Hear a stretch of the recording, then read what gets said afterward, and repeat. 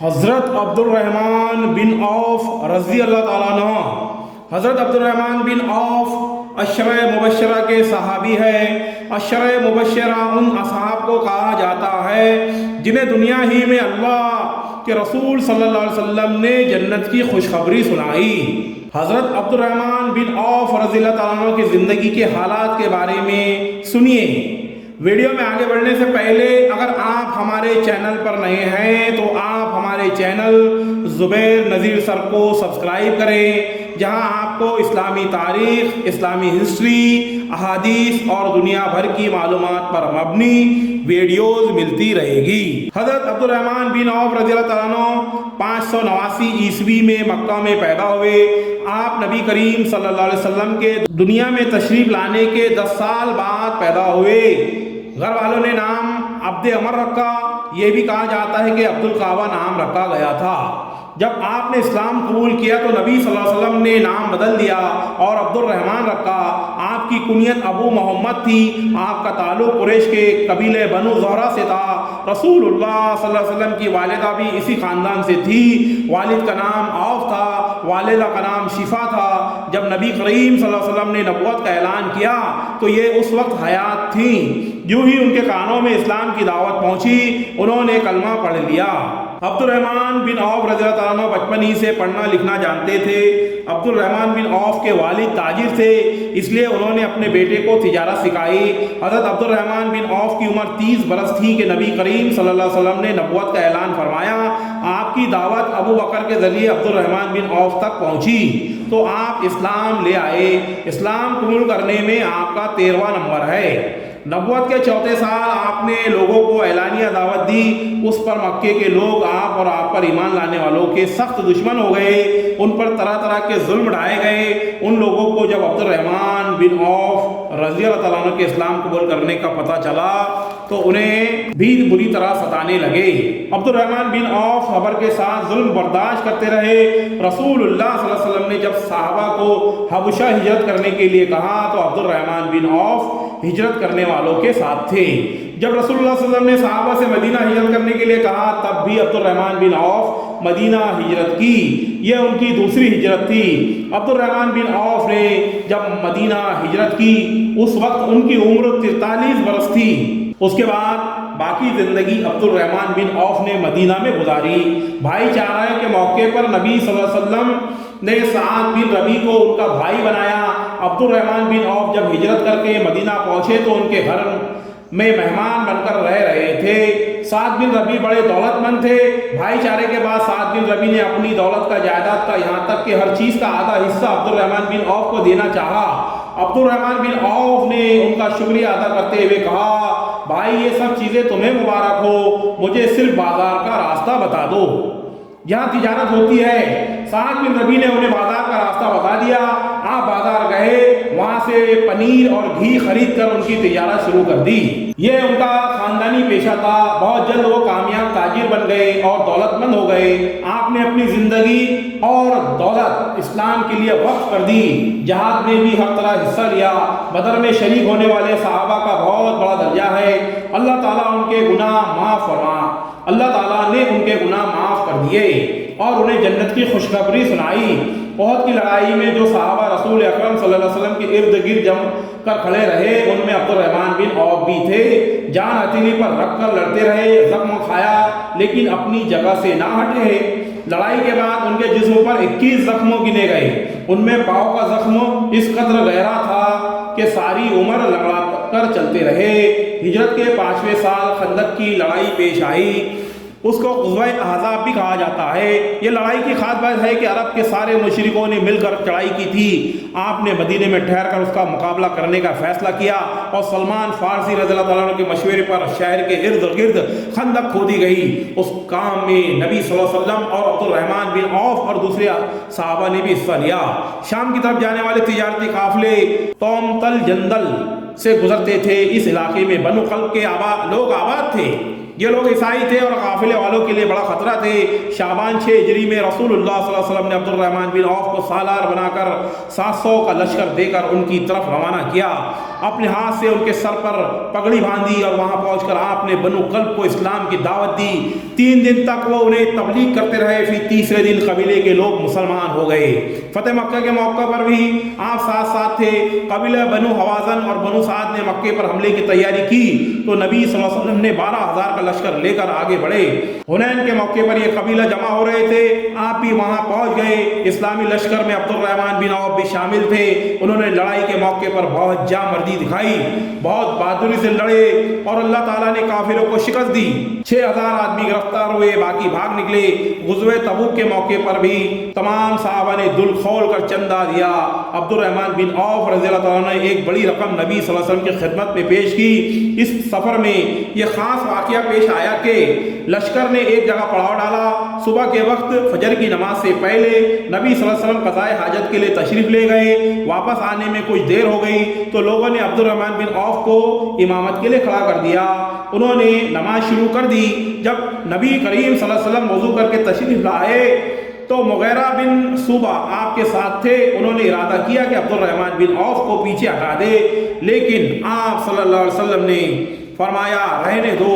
پھر نبی کریم صلی اللہ علیہ وسلم نے عبد الرحمن بن عوف کے پیچھے 1 رکعت نماز ادا کی۔ ان کے سلام پھیرنے کے بعد آپ صلی اللہ علیہ وسلم نے بقیہ نماز پوری کی۔ یہ بہت بڑا اعزاز ہے عبد الرحمن بن عوف رضی اللہ عنہ کے آپ صلی اللہ علیہ وسلم کی حیات میں آپ نے امامت کی۔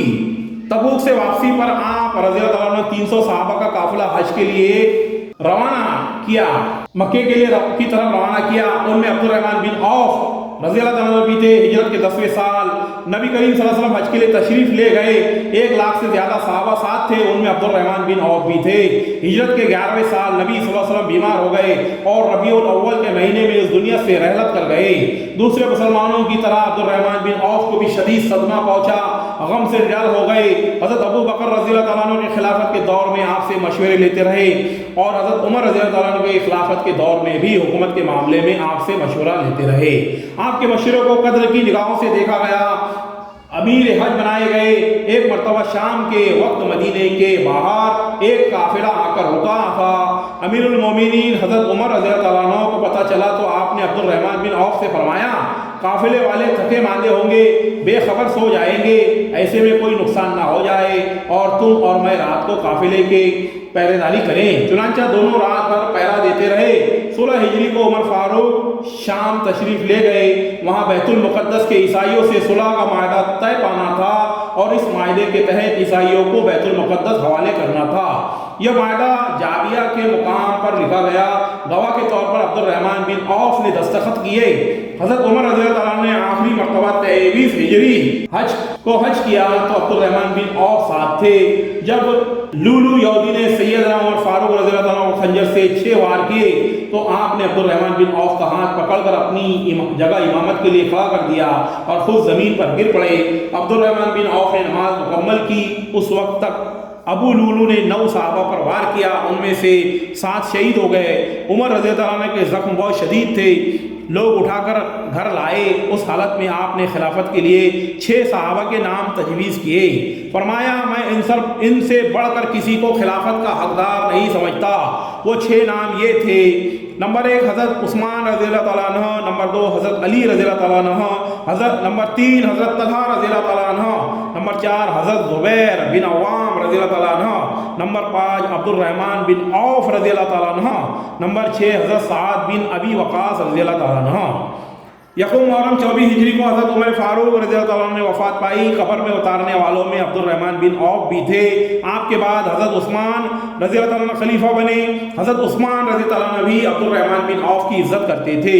حضرت عثمان رضی اللہ عنہ کی خلافت کے 6 سال امن و سکون سے گزرے، لیکن پھر ان کے خلاف سازشیں شروع ہو گئی۔ عبد الرحمن بن عوف کبھی بھی کسی سازش کے قریب تک نہ گئے، اپنا وقت نہایت خاموشی سے گزارتے رہے، یہاں تک کہ دنیا سے رخصتی کا وقت آ پہنچا۔ عبد الرحمن بن عوف نے خلافت عثمانی میں خلافت کے 8ویں سال 31 ہجری میں وفات پائی۔ وہ ماہ صفر کی پہلی تاریخ تھی، منگل کا دن تھا۔ اس وقت ان کی عمر 72 سال تھی۔ ان کی وفات کی خبر سن کر مسلمانوں کو شدید صدمہ پہنچا۔ سیدنا علی نے ان کے جنازے پر کھڑے ہو کر دکھ بھرے لہجے میں فرمایا، عبد الرحمن بن عوف تم نے اچھا زمانہ پایا اور فتنوں سے بچ کر چل دیے۔ سعد بن ابی وقاص بھی جنازے میں شریک تھے۔ راستے میں کئی بار ان کے منہ سے نکلا، یہ پہاڑ بھی چل بسا، یعنی یہ بڑی شان والا آدمی بھی رخصت ہوا۔ امیر المومنین نے نماز جنازہ پڑھائی۔ یہ بھی کہا جاتا ہے کہ زبیر بن عوام نے نماز جنازہ پڑھائی تھی۔ جنت بقیع میں دفن ہوئے۔ آپ بہت خوبصورت تھے، قد لمبا، رنگ سرخ تھا، آنکھیں بڑی اور پلکیں لمبی اور داڑھی گھنی تھی۔ سادہ کھانا پسند فرماتے تھے۔ کبھی گھر میں عمدہ کھانا پکتا تو آنکھ میں آنسو آتے اور فرماتے، رسول اللہ صلی اللہ علیہ وسلم کے گھر والوں کو ساری عمر جو کی روٹی بھی پیٹ بھر نہ مل سکی۔ آمدنی کا بڑا ذریعہ تجارت تھا، کامیاب تاجر تھے، جتنے دولت مند تھے اتنے ہی سخی تھے، اپنی دولت بے دریغ اللہ کے راستے میں لٹاتے تھے۔ مزے کی بات یہ ہے کہ جتنا خرچ کرتے تھے اللہ تعالیٰ انہیں اتنا زیادہ دیتا تھا۔ نماز پڑھتے وقت اس طرح کھڑے ہوتے جس طرح کوئی عاجز بندہ اپنے آقا کے سامنے حاضر ہو۔ اس وقت انہیں اپنے آقا کی عبادت کے سوا کسی بات کا خیال نہ رہتا تھا۔ نوافل بھی بہت پڑھتے تھے، رمضان کے علاوہ بہت روزے رکھتے تھے۔ زندگی میں کئی حج کیے، کئی شادیاں کی، 8 کے قریب لڑکیاں اور 20 کے قریب لڑکے پیدا ہوئے۔ آپ کے بیٹے ابو سلمہ کا شمار بہت بڑے علماء تابعین میں ہوتا ہے۔ حضرت عبد الرحمن بن عوف بھی بہت بڑے عالم دین تھے، گھر والوں سے بہت شفقت کا برتاؤ کرتے تھے۔ آپ ان 10 خوش نصیبیوں میں ہیں جنہیں دنیا میں جنت کی بشارت سنائی گئی۔ اس کے باوجود آپ آخرت کی بہت زیادہ فکر کرتے تھے، اپنا مال غریبوں، مسکینوں اور حاجت مندوں میں تقسیم کرتے رہتے تھے۔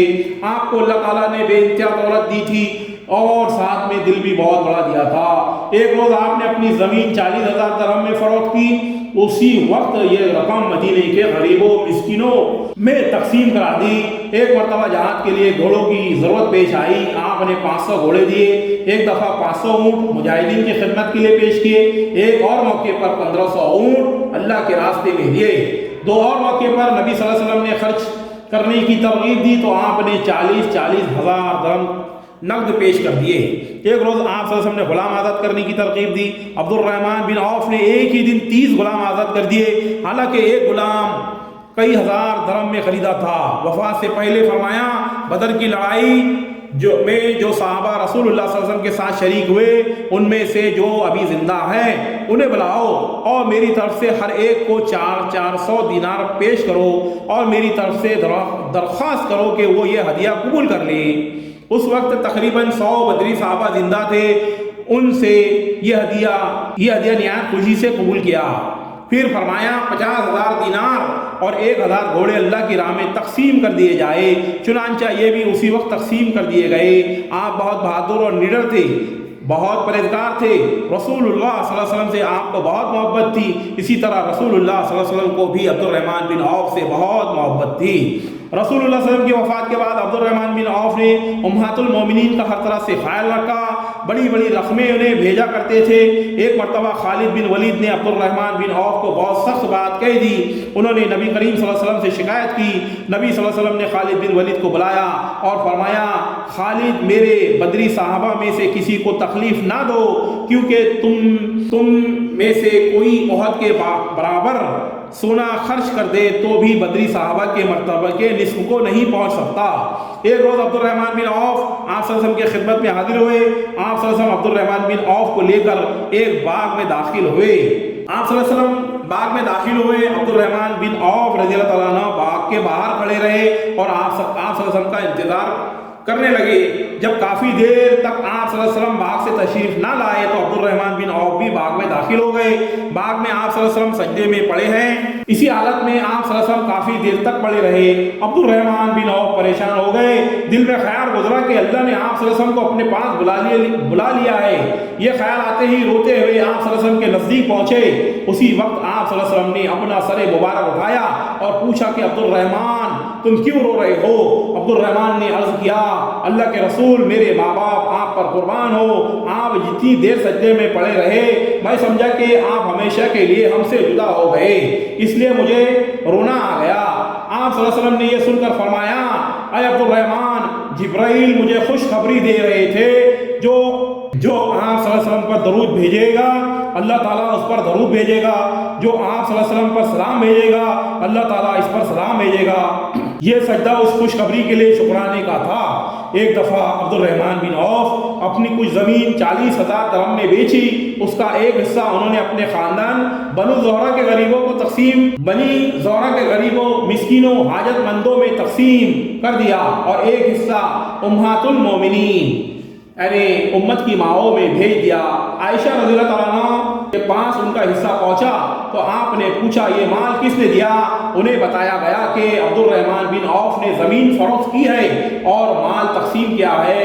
سیدہ عائشہ رضی اللہ تعالیٰ عنہ نے فرمایا مجھ پر اور تم پر سوا بھلے لوگوں کے کوئی مہربانی نہیں کرے گا۔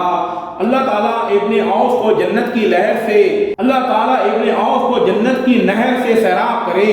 رسول اللہ صلی اللہ علیہ وسلم عبد الرحمن بن عوف کو صادق اور سخی فرمایا کرتے تھے۔